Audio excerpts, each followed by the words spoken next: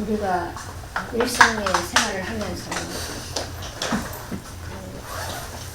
불신자들과 또 예수를 믿는 자의 차이점이 뭔가, 뭐가 다른 것인가. 내 삶에서 내가 살고 있는 이런 내 모든 그 조건들 속에서, 또 상황들 속에서 내가 믿는다라고 하는 게 뭐가 다른 건가, 이런 부분들을 좀 생각을 하게 되죠. 그런데 간혹 이거는 뭐 각자에 따라 다르겠지만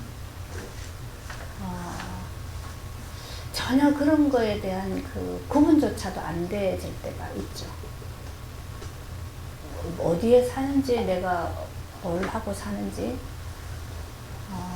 또 지금 상황이 어떤 건지 그런 거를 생각할 겨를도 없이, 그런 거를 뭐 이렇게 생각해볼 겨를도 없이 그냥 주어진 속에서 막 이렇게 가게 되는 그러한 상황들도 또 많이 전개됩니다, 우리에게는. 그런데 이제 말씀은 늘 우리에게 그거를 다시 들추어내서 드러내주죠. 오늘도 이제 베드로가 이방인 고넬료에게 복음을 전하고, 근데 거기에 성령이 임하고 생명의 역사가 일어나는 그 부분을 보고 이제 예루살렘에 있는 그 유대인들이 놀라죠. 어떻게 이런 일이 있을 수 있는가. 그게 사실은 자기들의 전통이나 유대인들의 어떤 그 규범에 따라서는 그게 안 되는 일이거든요. 이방인한테 가서 같이 자고 먹고 또 그렇게 하는 것이 금지되어 있는 일인데 베드로가 그렇게 했단 말이죠. 그때 또 하나님이 거기에 역사를 하셨단 말이에요. 이런 것들이 이제 이 사람들이 가지고 있는 기존의 고정관념을 깨뜨리는 거죠. 하나님이. 늘 우리에게는 이런 것이 있어야 돼요. 내가 어떤 그 가지고 있는 내 기준이나 내 관념, 또 뭔가 내가 지향해 가고 있는 어떤 지점들, 이런 것들이 자꾸만 깨뜨려져야 우리가 하나님께로 돌이켜가지. 이거를 바꾸지 않으려고 나를 자꾸 잡아버리면 그건 점점점 굳어져요, 그쪽으로.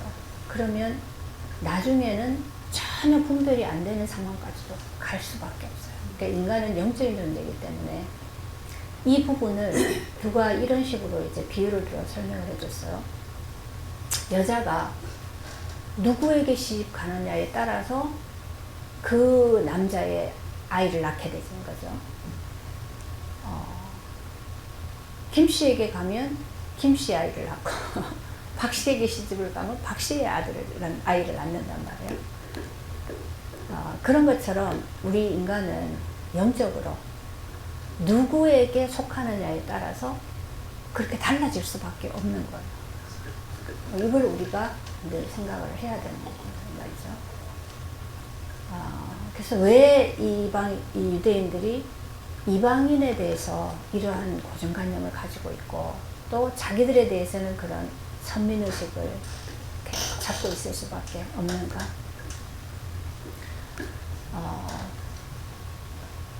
이거에 대해서 하나님이 이제 이 고정관념을 깨뜨리는 그 말씀을 바울을 통해 하시는 거죠. 한 사람으로 인해서 죄가 세상에 들어오고 죄로 인해서 사망이 왔다. 그렇게 한 사람으로 인해서 죄가 들어왔어요. 근데 그 한 사람은 대표입니다. 대표를 들어서 얘기합니다. 이 한 사람을 통해서 죄가 들어왔는데 그 이후에 모든 사람은 그 똑같은 속에 있는 거죠. 죄 속에 있는 거예요. 그걸로 인해서 사망이 들어요. 그래서 인간은 그 속에 그 흐름 속에 있기 때문에 아무리 거기에서 다 다른 뭔가를 해보려고 해도 이미 있는 세계가 죄고 사망이기 때문에 그 열매를 맺을 수밖에 없다는 거죠. 그거를 벗어날 수가 없다. 이게 대표 원리입니다. 그래서 그 한 사람으로 인해서 죄와 사망이 들어온 것처럼 또 한 사람으로 인해서 생명이 들어오고 한 사람으로 인해서 우리가 의롭게 되어준다라는 거예요. 이게 완전히 두 세계가 이제 지금 양립하는 거죠. 그러니까 우리는 어느 곳에 있느냐에 따라서 사실은 그 열매를 맺을 수밖에 없다.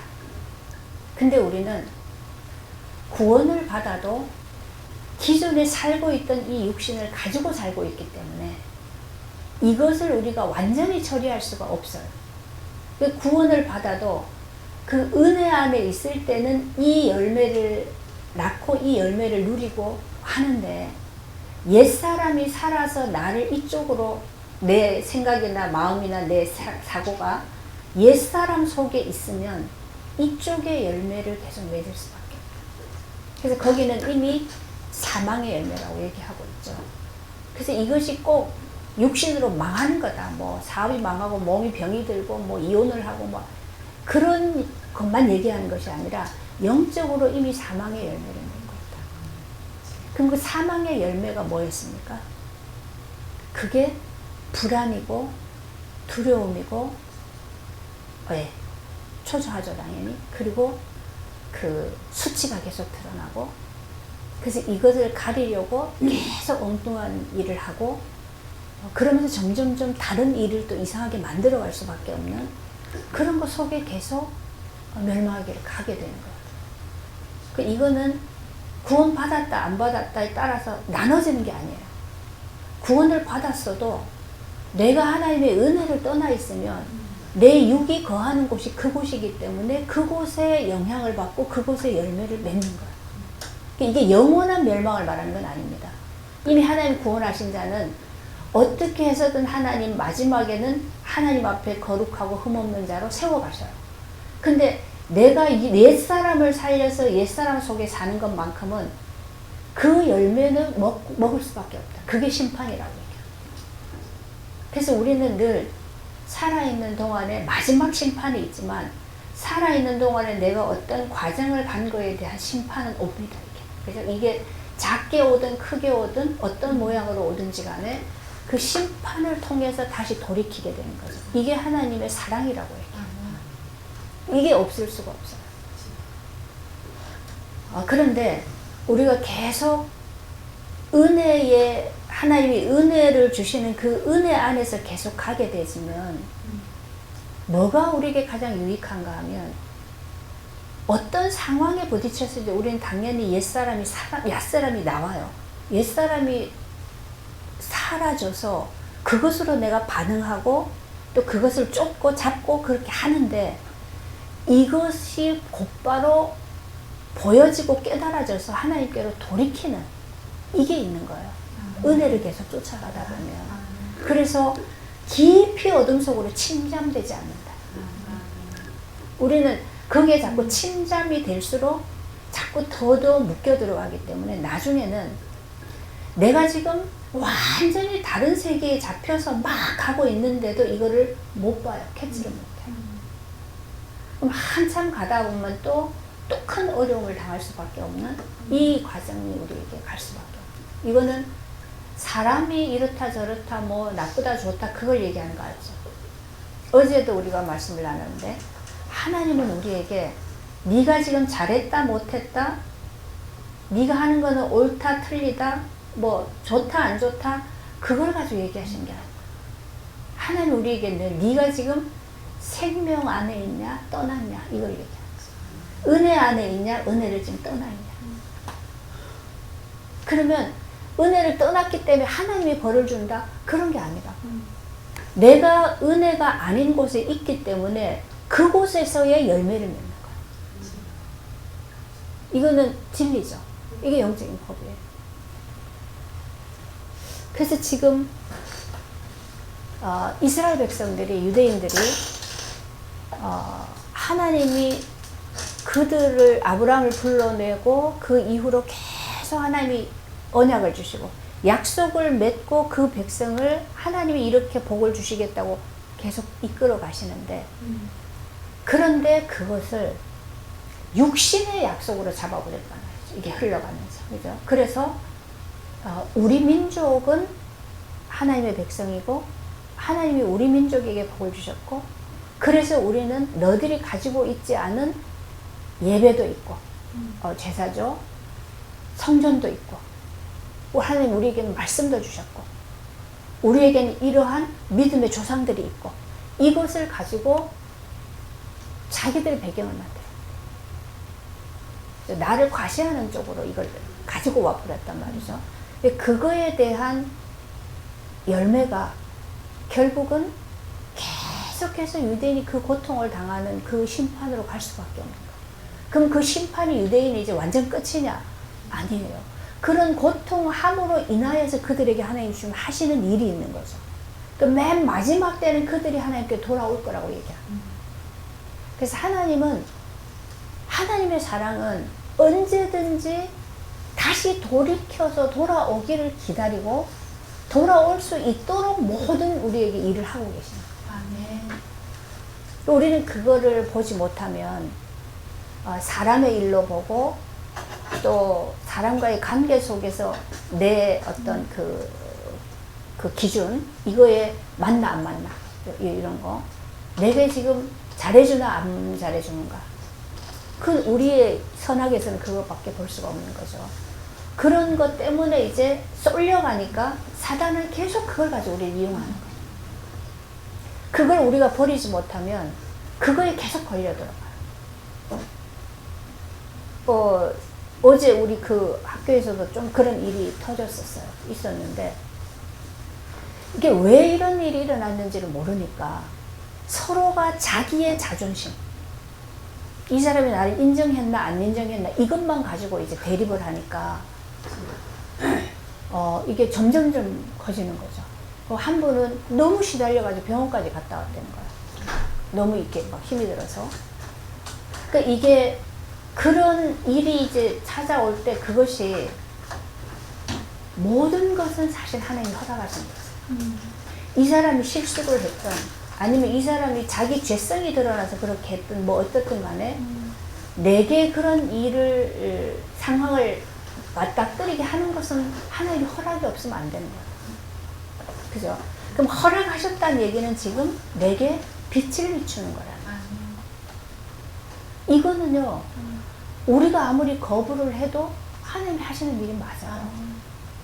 근데 그걸 하나님이 빛을 비추는 거라고 보지 못하면 전부 뭐로 봅니까? 선악의 눈으로 보죠. 선악은 다 내 중심이죠. 자기 중심. 결국 하나님이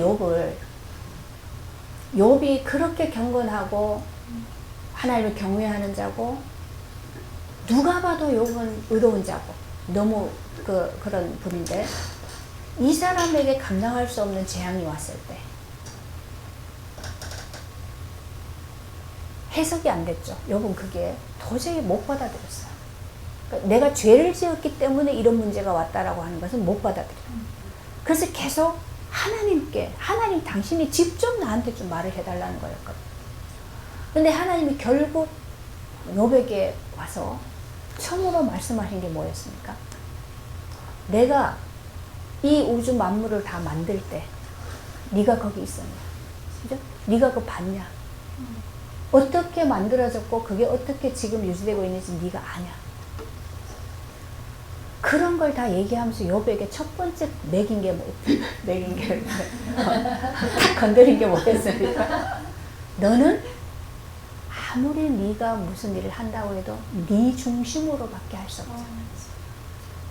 너는 다 네 중심이었어. 네가 지금 뭐 도와준다고 해도 네 가까이 있는 사람, 네가 보는 사람, 너한테 관계된 사람 그것밖에 몰랐잖아. 나는 온 우주, 온 세상 전체를 지금 까마귀 한 마리까지도 사슴이 지금 새끼를 베고 낳는 거 그거 하나까지도 그죠? 내가 지금 그거 다 하고 있는 거야. 그럼 내가 들짐승까지도 그렇게 다 하고 있는데 하물며 사람이 움직이는 모든 것들이 내가 그 속에 관여하지 않겠냐 이 말이죠.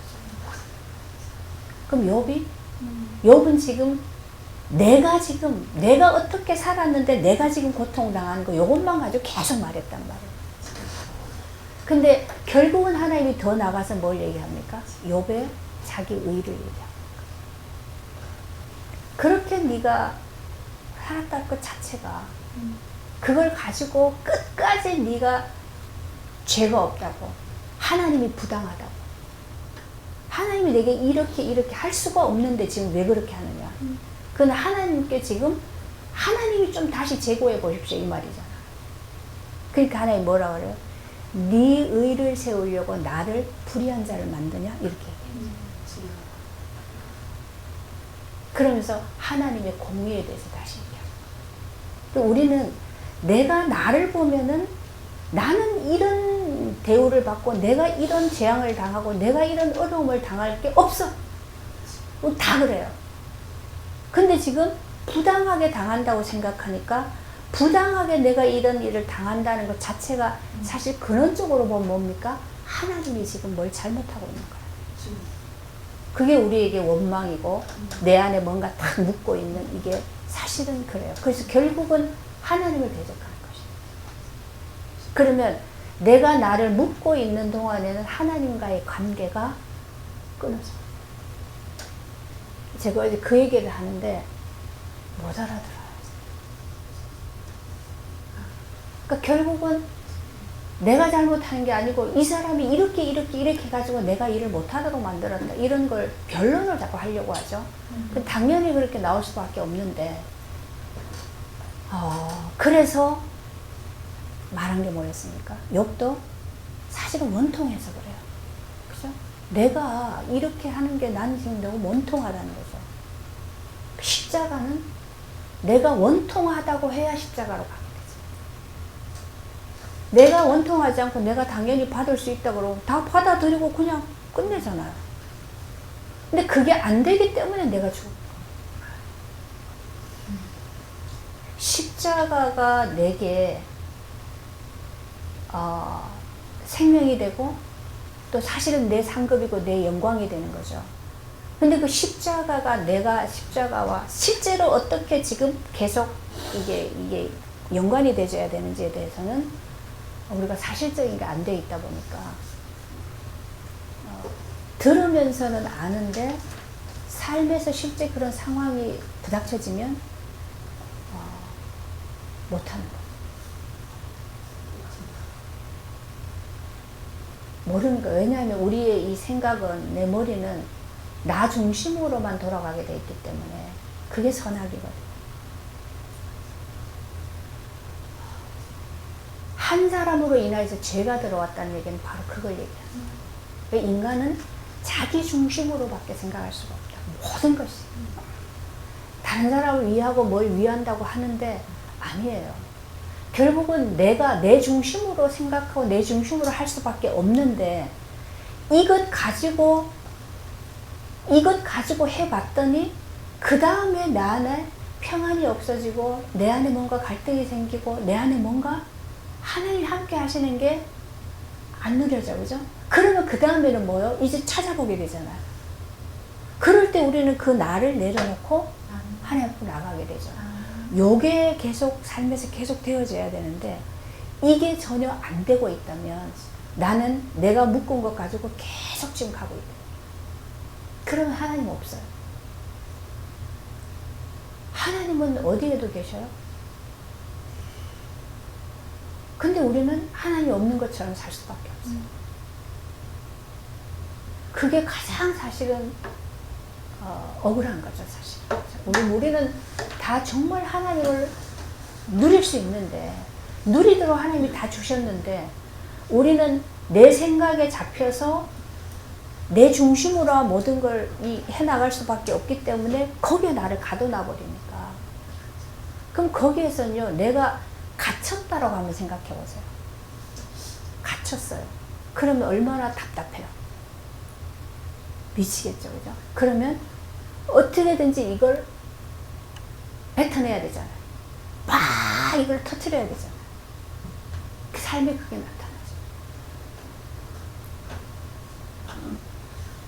나타나죠. 이런 것들을 내가 지금 막 그러고 있는데 왜 이런 일이 일어나는지를 모르면 누굴 한 사람을 타겟을 삼아야 돼. 너 때문에 그래, 너 때문에, 너 때문에. 이 일 때문에 그래, 저 일 때문에 그래. 그죠? 계속 그렇게 가요. 그러니까 사람은 스스로는 자기를 볼 수 없다. 이 상황을 볼 수가 없다. 그래서 우리에게 은혜가 필요해. 그럼 하나님이 우리에게 왜 계속 말하지만 매주일마다 이렇게 예배를 드리고 말씀을 들어야 된다고 하시는가? 이게 아니면 우리는 내가 묶은 채로, 내가 갇혀있는 채로 계속 가게 된단 말이에요. 이건 점점점 굴을 더 파고 들어가요. 그럼 사단은 그것이 합당하다고, 그게 정당하다고 계속 우리에게 생각으로 집어넣거든. 그래서 점점 사단이 기뻐하는 쪽으로 우리를 몰고 가는 거예요. 지금 막 얼마나 시끄러워요, 그죠? 우리 나라가. 근데 그런 일들을 이제 이런 영적인 배경 속에서 보면 저렇게 될 수밖에 없는 원인을 그 속에서 우리가 보게 되잖아요. 그래서 모든 사람은 그리스도가 필요하다. 그죠? 정말 이 불신자든 신자든 그리스도가 필요한데 이것만 모른다는 얘기죠. 그러니까 자기가 만들어 놓은 그 속에서 계속 자기 왕국을 만들어 가면 모든 권력과 모든 힘을 다 동원해서 내 왕국을 계속 만들어요. 결국 그 끝은 파멸이에요. 자기가 하나님 되는 것은 결국은 사단의 자리에 앉는 거기 때문에 망하는 세계죠. 이거를 누가 말해줄 수 있냐? 이거를 그냥 판단하고 정죄해서 말하면 더 반발만 하게 되죠. 그런데 이것이 정말 하나님의 음성으로 하나님이 나타내시는 것 속에서 우리에게 전달이 되져야 그 속에서 오늘 말한 것처럼 생명 얻는 회개를 할 수 있는 그 은혜가 우리에게 필요한 거죠.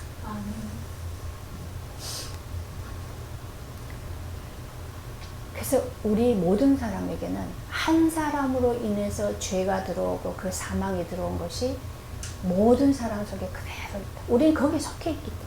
아담에게 속해 있기 때문에. 그죠? 그 모든 사람은 아담에게 속해 있는데, 그럼 이 아담에게 속해 있는 이 사람을 어떻게 그냥 해결하는가? 이 문제를.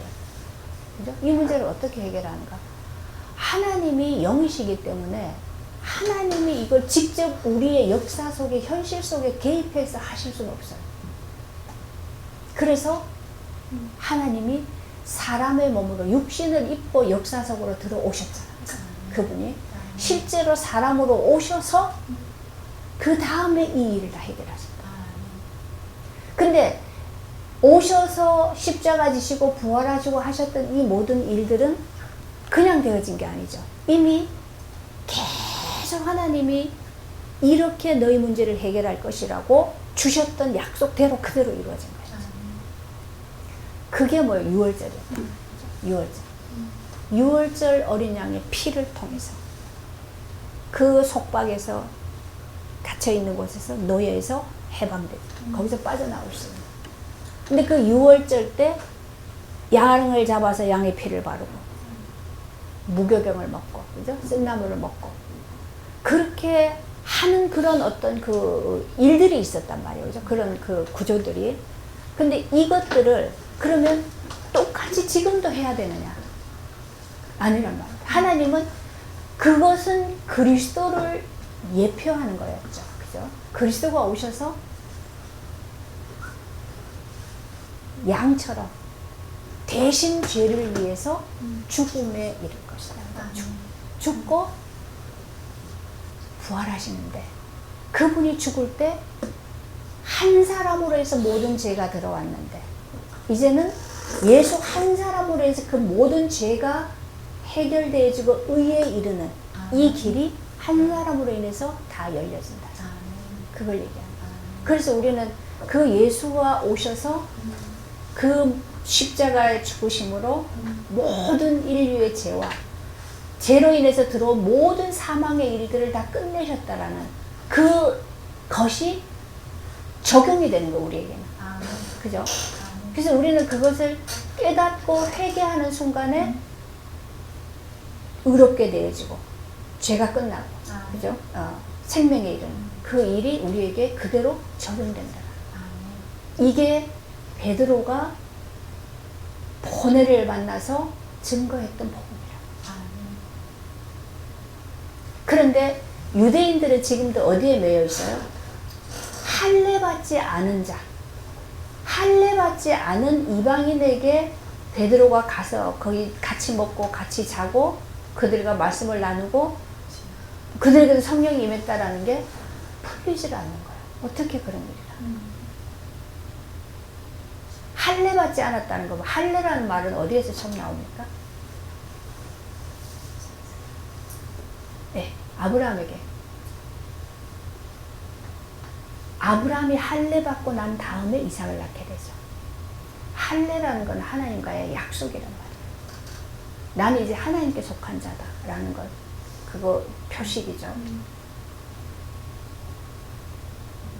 근데 그 할례가 이스라엘 백성들에게는 나는 죽고 내가 그리스도 하나님께 속한 자입니다라고 하는 세례의 의미가 할례인데, 이들이 나중에는 육신에다가 할례를 하는 거, 할례를 하는 거, 이 행위를 가지고 구별을 했단 말이에요. 우리는 할례를 했어, 너는 안 했어. 이걸 가지고 완전히 선을 그어버렸다. 그래서 할례를 안 한 사람들은 아예 그냥 상대를 안 해야 되는 이방인, 하나님과 상관이 없는, 그래서 그들에게는 관계도 안 하고 자기들끼리만, 그러니까 선민의식, 특권의식 이런 걸 가지고 있었단 말이에요. 근데 바울은 뭐라고 얘기합니까? 로마서 한번 봅시다. 로마서 2장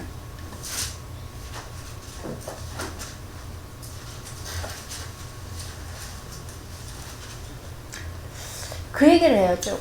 너희가 할례를 받았는데도 율법을 지키지 않으면, 할례를 받지 않은 사람들이 율법을 지키면 그 사람들이 오히려 너희들을 정죄하지 않겠냐. 그죠? 율법을 지키는 게 중요하지, 율법을 가지고 있다라는 게, 그것 가지고 너네는 지금 그러고 있다, 이 얘기를 하면서 2장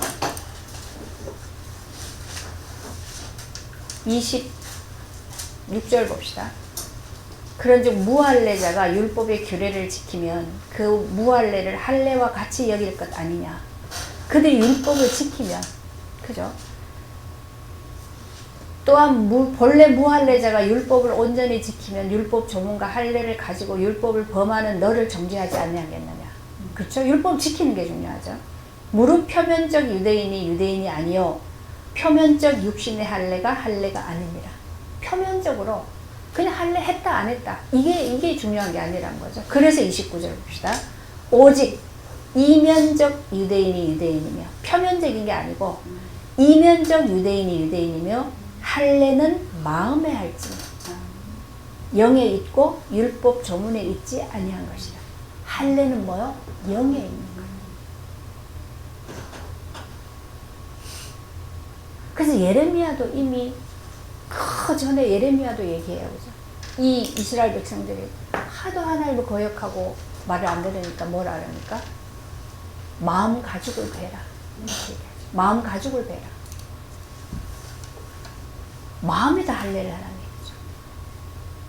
근데 이들은 지금, 이 유대인들은 너무나 율법을 지켜야 된다는 표면적인 거에 쩔어가지고 계속 그것만 붙잡고 있는 거였어요. 그러니까 고넬료가 하나님을 경외하는 자였고 선한 일을 많이 하고, 그래서 고넬료는 너무너무 하나님 말씀을 듣고 싶어 하는 거예요. 그래서 그 기도가 하나님께 상달됐다고 했잖아요. 그래서 지금 베드로를 보내는데 베드로도 여전히 뭐에 묶여 있어요?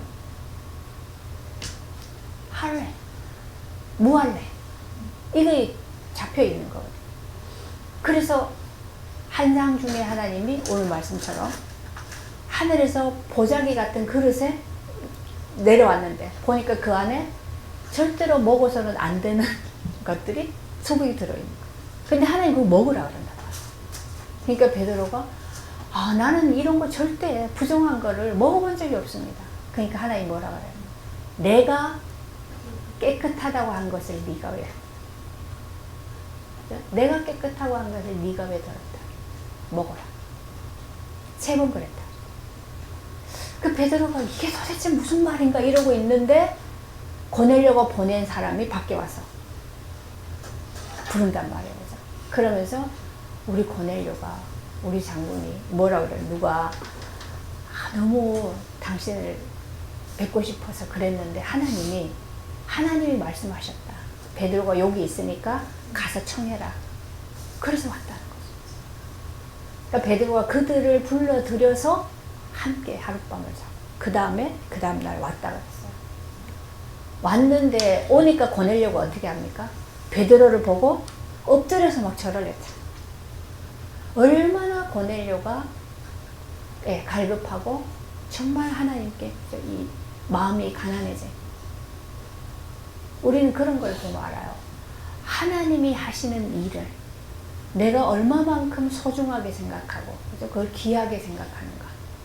그거는 내 마음이 가난할 때 나오는 거예요. 내가 부자일 때는 아주 우습게 생각해요. 하나님이 하는 거 교회 목사 그럼 다 물어봐야 돼? 아무것도 아닌 것처럼 그냥 그렇게. 근데 고넬료가 베드로를 보고 엎드려서 절을 하는데 이거는 베드로에게 그렇게 한 것이 아니라 사실은 뭐요? 하나님이 보내신 이 사람을 통해서 하나님 지금 말씀을 주실 것을 그걸 너무 지금 기대하고 있는 거예요. 지난주에 그랬죠.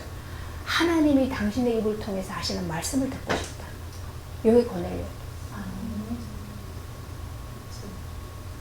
근데 베드로가 지금 그 말씀을 쭉 하는 거예요. 그리스도가 누군가? 이분이 왜 십자가에 죽고 그분이 왜 부활하셨는가? 그죠? 그분이 부활하시고 난 다음에 어떤 일이 일어났어요? 우리에게 성령을 부어주셨어요. 우리가 지금 이렇게 이 복음을 능히 전할 수 있게. 그리고 하나님 하신 일을 그렇게 막 말씀을 전하고 하는데 거기에도 뭐가 있어? 성령이 임했다 그랬어요. 베드로가 뭐라고 얘기합니까? 우리에게 있었던 일과 똑같은 성령이 여기에도 그렇게 성령이 임해서 이들이 막 방언을 하고 그런 역사가 막 일어났다. 그러니까 이것이 하나님이 베드로를 통해서 이 일을 행함으로써 어떤 거를 이제 하나님이 하시는 거예요. 하나님은 고넬료에게 어떤 방법으로든 은혜 주실 수 있어요. 그런데 굳이 베드로를 여기로 그 한상까지 보게 하면서 여기로 보내가지고 말씀을 전하게 하고 거기에 그 성령이 임하게 해서 이런 역사를 이루시는 거예요. 중요한 일은 뭡니까? 고넬료에게 하나님이 은혜를 주시는 것도 목적이지만 베드로에게 하나님의 목적이 있어요. 베드로에게 베드로가 가지고 있는 선민의식, 그죠? 특권의식, 뭔가 딱 선을 그어놓고 그 안에 갇혀있는 이 관념, 이걸 깨뜨리는 거예요. 여기에 잡혀있는 동안에는 베드로는 정말 하나님이 하시는 일을 할 수가 없어요. 거기 갇혀있기 때문에. 근데 지금 예수님도 사실은 승천하시기 전에 뭐라고 얘기했어요? 제자들에게? 모든 족속에게 복음을 전해서 제자 삼으라 그랬죠. 그렇게 얘기해도 들었는데 이런 현상이 딱 부딪힐 때는 뭐요? 주춤한단 말이에요. 그죠? 이방인인데? 무할례자인데? 이러고 있는 거예요. 그래서 그거를 하나님이 곁들이십니다. 그래서 우리는 늘 생각해야 되는 게 하나님이 우리에게 일을 하게 하실 때는 일하는 게 목적이 아니라 그죠? 그 일을 함으로 인해서 계속 하나님은 우리를 새롭게 깨뜨리고 새롭게 또 그릇을 확장하고 그죠? 그게 하나님의 목적이에요. 그래서 우리 윤 집사님이 지금 사람이 자꾸 이렇게 붙어주니까 부담이 되는 거예요. 부담이 된다는 것도 그것도 내 기존에 가지고 있는 거기다 나를 가두니까 그러죠. 아, 내가 조금 움직이면 또 내가 쓰러지는데, 내가 또 막 떨리는데, 내가 또 뭐 어쩌는데, 아, 이거 조심해야 되는데, 이거 많이 하면 안 되는데, 조금만 만나야 되는데, 그렇게, 그럴 수밖에 없어요. 근데, 하나님이 우리에게 일을 시키시면서 그런 것들을 자꾸 깨뜨려 가신다. 육신의 건강도 마찬가지고, 우리의 어떤 그 영적인 수준도 마찬가지고, 모든 것을, 우리의 그거를 깨뜨리면서, 하나님은 뭐요? 하나님의 그릇으로 만들어가는 거죠. 이게 하나님. 지금 베드로를 통해서 하나님 그걸 보여주시는 거죠. 그런데 베드로를 통해서 하나님이 이 일을 행하시고 난 다음에 이것이 예루살렘에 이게 알려졌단 말이에요. 그죠? 그러니까 예루살렘에는 뭐가 있어요? 유대인들의 대장들이 다 모여있잖아요. 예루살렘 교회가 있잖아요. 그러니까 그들이 이 말을 듣고 다 놀란 거예요. 베드로야, 네가 어떻게 이럴 수가 있어? 그러니까 베드로가 처음부터 있었던 얘기를 쫙 얘기하는 거예요. 순서대로.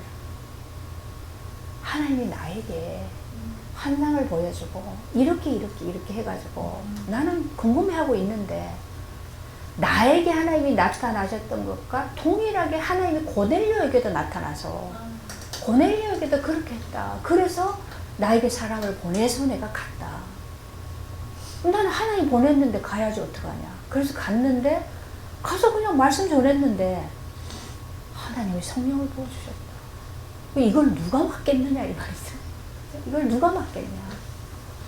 그러면서 오늘 하는 말이 뭡니까? 요한은 내가 그 일어나는 현상을 보면서 성령이 그들에게 임하시기를 처음 우리에게 하신 것 같이 하는지라 15절 그런 걸 보면서 내가 주의 말씀에 요한은 물로 세례를 베풀었으나 너희는 성령으로 세례를 받으리라 하셨던 말씀이 기억난다. 아멘. 성령으로 세례를 받으리라. 뭐 할 때요? 그리스도가 증거되실 때. 그리스도가 증거되어져서 이 사람이 그 그리스도가 나타남을 통해서 자기의 죄를 보고 돌이켜, 그죠? 돌이키는 회개할 때 그게 뭐요? 생명 얻는 회개다. 아멘. 그걸 주셨다. 아멘.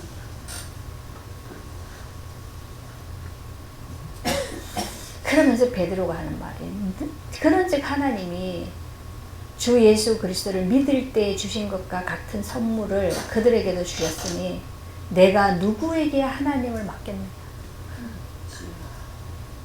그만큼 이 유대인들에게는 그게 큰 이슈였단 말이에요. 무할례자에게, 이방인에게 그들과 함께 하는 것 자체가 이 벽을 허무는 것이 굉장히 큰 자기를 지켜야 되는 그였단 말이죠. 그런데 하나님이 이렇게까지 하는데 누가 그걸 맡겠냐. 내가 어떻게 그걸 맡겠냐 이 말이죠. 그들이 이 말을 듣고 잠잠하여 하나님께 영광을 돌려 이르되 베드로가 쭉 얘기하는 걸 듣고 그들이 뭐요? 이제 입을 다물 수밖에 없죠. 잠잠하여 하나님께 영광을 돌려 이르되 그러면 하나님께서 이방인에게도 생명 얻는 회개를 주셨도다. 사실은 하나님이 이방인에게 모든 족속에게 하나님의 이 복을 주시겠다라는 것은 항상 하나님 그걸 말씀하셨어요. 그죠? 아브라함을 부르실 때도 그랬잖아요. 내가 너로 인해서 모든 그런데 이스라엘 백성들만 자기들만이라고 그렇게 하고 있었단 말이에요.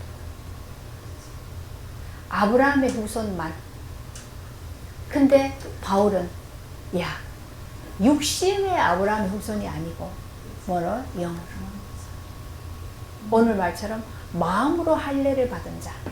이들은 다 아브라함의 자손이다. 그 말은 뭐예요? 한 사람으로 인해서 생명이 들어오고 한 사람으로 인해서